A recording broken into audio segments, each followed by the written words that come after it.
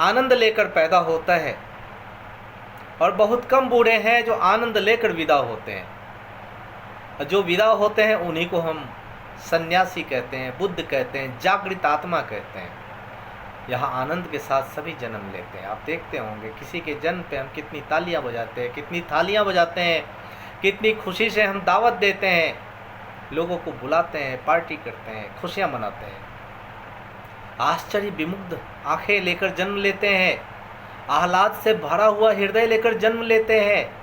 हर उन जन्मे हुए बच्चों की आंख में देखो झांक कर, तुम्हें निर्मल गहराई दिखेगी आनंद की।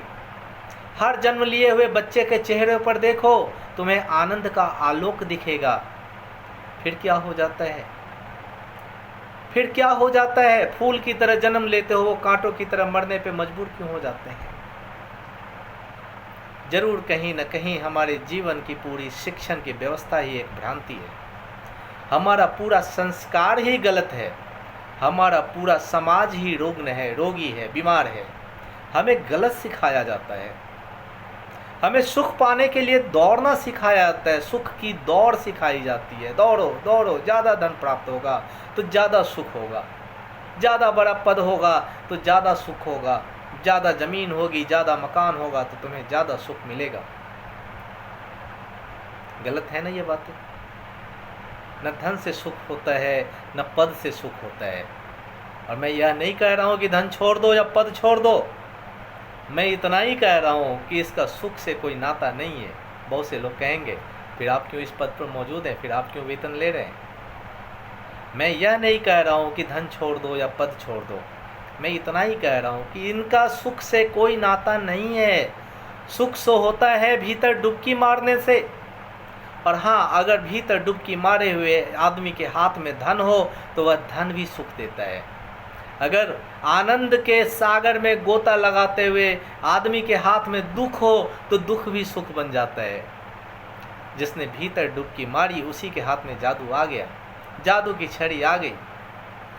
वह भीड़ में रहे तो अकेला, वह शोरगुल में रहे तो संगीत में रहे। वह जल में चलता है लेकिन जल में उसके पैर नहीं भींगते हैं।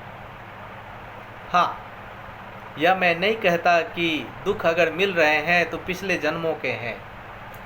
पिछले जन्मों के दुख तुम्हें पिछले जन्मों में ही मिल गए हैं। परमात्मा भगवान कभी उधारी में भरोसा नहीं करते हैं, वह तत्क्षण हिसाब देते हैं, हिसाब करते हैं।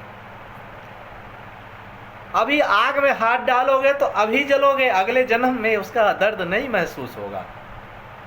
अभी किसी को दुख दोगे तो अभी दुख पाओगे, अगले जन्म का इंतजार परमात्मा नहीं करता है।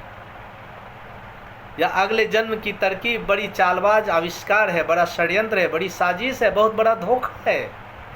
अगर अभी किसी से प्रेम करोगे तो अभी सुख बरसेगा, अभी क्रोध करोगे तो अभी दुख बरसेगा। सच तो यह है कि क्रोध करने से पहले ही आदमी क्रोध से भस्मीभूत हो जाता है। दूसरे को जलाओ तो पहले खुद जलना पड़ता है, दूसरे को दुख दो तो पहले खुद को दुख देना पड़ता है।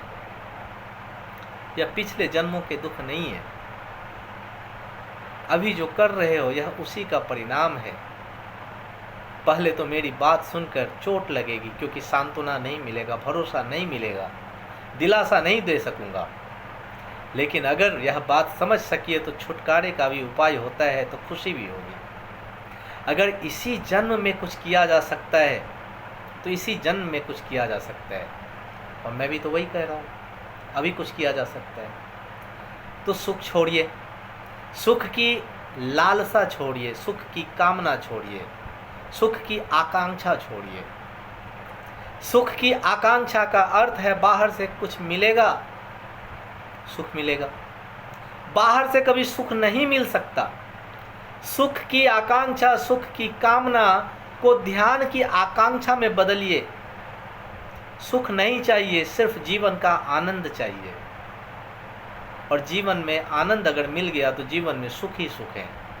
और आनंद कभी बाहरी चीज़ों से नहीं मिलता है। आनंद आपको आपके शरीर के अंदर, मन के अंदर, आत्मा के भीतर मिलता है। आप भीतर जितना समय मिले उतना भीतर डुबकी लगाइए, खुद में खोजिए, खुद को तलाशिए।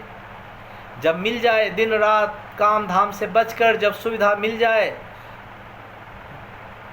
कोई कहीं चला जाए, घड़ी 2 घड़ी अपने दरवाजे बंद कीजिए, घर की दरवाजे नहीं, अपने मन की, इंद्रियों की दरवाजे, द्वार, खिड़कियां सभी बंद कीजिए और अपने अंदर मौजूद अपने नाम के भीतर डूब जाइए। धीरे धीरे सुख के फूल खिलने शुरू हो जाएंगे और सुख आपका परम सुख में तब्दील हो जाएगा। और वे फूल जो खिलते हैं आपके भीतर के, आपके मन के फूल, वो कभी मुरझाते नहीं हैं। तो फिर जीवन में दुख कहाँ है? फिर जीवन में दुख कहाँ है? तो यह कहना कि जीवन में दुख ही दुख है, तो दुख आपका, आपके द्वारा किया गया एक भ्रांति है, एक मिथ्या है। इससे दूर जाइए। धन्यवाद।